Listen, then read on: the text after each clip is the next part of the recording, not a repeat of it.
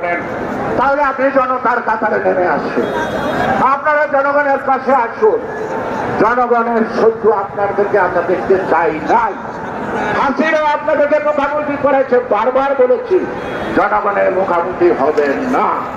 সেই কারণে পোশাকের প্রতি মর্যাদা রেখে এবং সরকারের সংবিধানের উপরে মর্যাদা রেখে যারা অপরাধ করেন নাই তারা সবাই সংঘবদ্ধভাবে যার যার কর্মক্ষেত্রে যোগ দিলেন।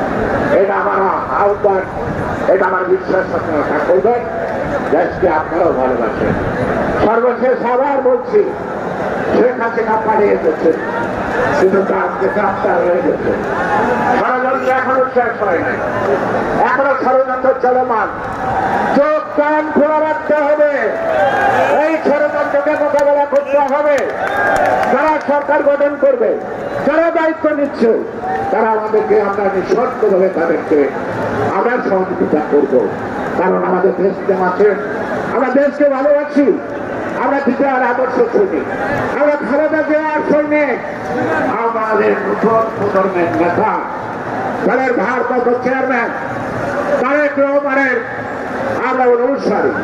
তার নেতৃত্বে দল চলছে, তিনি বারবার আপনাদেরকে আহ্বান করছে সেগুলি স্মরণ করবেন। আর সর্বশেষ আজকে তিনি আমাদের সম্পর্কে যা বলবেন, আমরা যেন তার বক্তব্য শোনার পর সেই পথ অবলম্বন করে গণতন্ত্রের সুদৃঢ় যাতে হয় সেই দিকে আমরা শুনাতে রাখি। সবাইকে ধন্যবাদ। বাংলাদেশ জিন্দাবাদ। চোখ কান খোলা রাখেন।